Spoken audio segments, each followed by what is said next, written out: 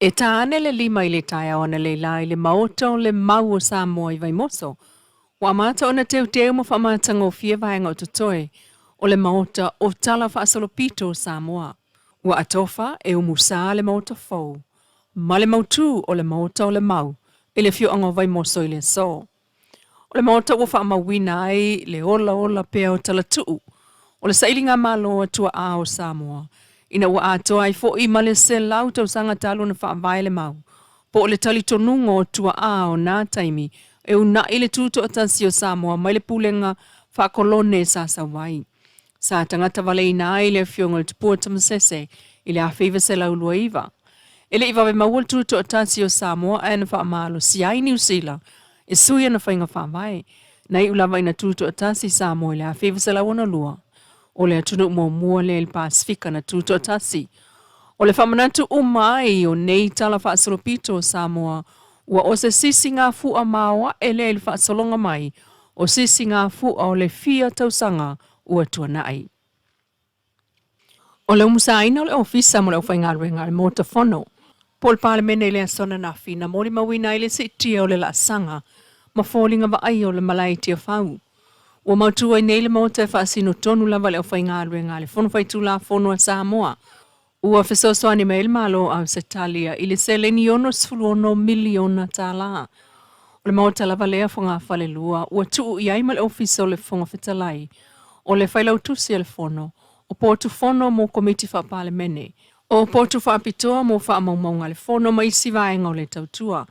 o lo mana tua pia le mea lofa le malo Australia, le mauta whono au tū na fola, I le atoanga le 5 se fulu tausanga o le tutu o tasi, I le lua fe se fululua o Samoa. Ai, o le maota mo ofisa o le whono, na umusa I le astona I taluai, le ana whaatupe le malo Australia. O le maota o le tofi lau eti ale sana I le tui sa sae o le malai, sa whaafoe mai ei ngā rue ngā li imtamaita I o le whono. Ai o le ofisa o le whonga whetalai, ina ua tala ese maota o lātou ofisa, ai fausi ai le maota whono tele o iei nei, peitai. O le maota lava leo le tofi lau eti alsana sa iei whaatasi ma ofisa o whaipule no whanga o le taimi o le pule ngā le HRPP. Ai o le umai o le maota fau mo le whaatinongo ngā ruenga lau whai ngā ruenga o le whono. O se tasi leo vaenga nā whea il whaaftai e le fionga I le ama malu le malo tuto tasi o Samoa. Tui maleli I whano wa ale toa so lau vile luala na saunanga whaapitol tuto tasi o le sao lea o malo ma whaapaanga lo tātua tunuu. Peita ai o le mota fau ua umusamo le whaatinonga o ngā lue ngā li imtamaita I ofisa o le whono whaitula whono a Samoa.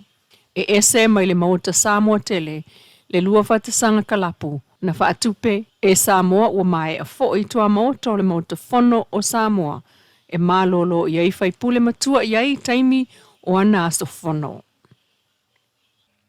O whamawina le mawa e le sitanga o le tau le pinisini le ua iai mo le kiso ma le kalasini. O le kalasini wa sii le iwa sflono tesi ma le iwa sene I le lita mai le whātala o 5 I le 5 tala o lua.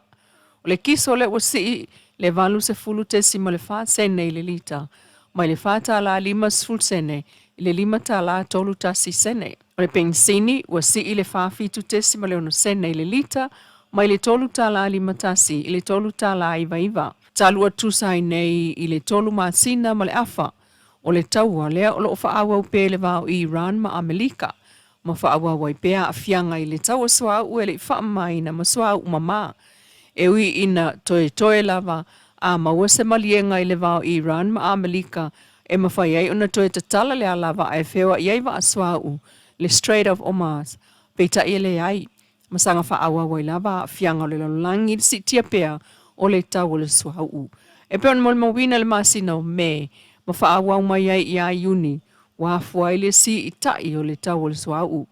Ai e whaawau lava o na maua le penisini I Samoa mai le company a le Exxon Mobil, ai tau nuu isi fui uta I le vai so nei, ma le amatanga o iulai. Tau fau le penisini tolta lai vai lita, kiso 5 tala toltasi, ma le kalasini 5 tala o lua le lita. I le whaawau wina o tāpenanga o le soma tau o mangal sisinga fua. O whai ai fo le sauni ngā loa ia whale malo mo le tau o ina o whai longa ma pine tau loa. ale malo tu tasio Samoa ile maota fono le tate I sabalalo. Peita ele tu malo fa sale le anga lima lea o le ata muai fa fifianga fa le anga nuu ile siva ma ulu ulu so a ile fa alinga fa ailipu mai sala ilua ma le auwa. O le fa alinga savali a ongo le usavali le angtulanga lua tu fata se sala ilua nga ngai malai o tanga I savai o le a onga tulanga lua sa wano le savali a onga sa fotula fai savai a onga tulanga lua mai no fualii o le a onga tulanga lua tu fatasi a samalai ulu malau moli I savai ma le a onga tulanga lua a sale lesi ma tawalunga ai ile pese fa le nganuu le wasaunia e ainga ile tai a solo toi le po ana nei ko ni se te tele le musika Samoa I luma maota o le malo le watutu ai fale I te tele mo le mamalo le tunu e fia malanga mai le taulanga e mai mo ina fa mo le nei ile fia na nei tala tuliloa mai le tai au ile fio anga vai moso nei meane ua ngalo na fa autu ia ile malelenga le fio ngoi le tama ai ngatu ia tua tupua tama se efi ma fafonga ina ele sunga taimali au tu kiwi tama sese ina nei meane ua ngalo ole ma tani sauninga fa mana tuai e na mali liu I taua po e na mali liu ile sa ilinga o le tau fionu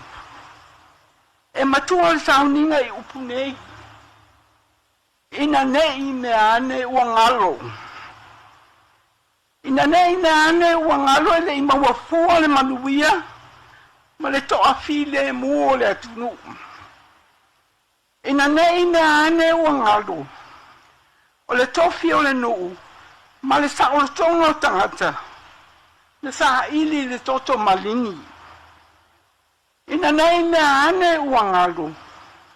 ia tatou fe au ma tatou ngaluenga ia le sa ilinga malo atua a mama atua ina nei meane ua ngalo le lofa le mavae o le atua ina ia faia le nei mea mawhailonga ia te otou pe a fesili mai a o tau whanau I se aso e whapea pe se a ea le winga o nā maa ia te otou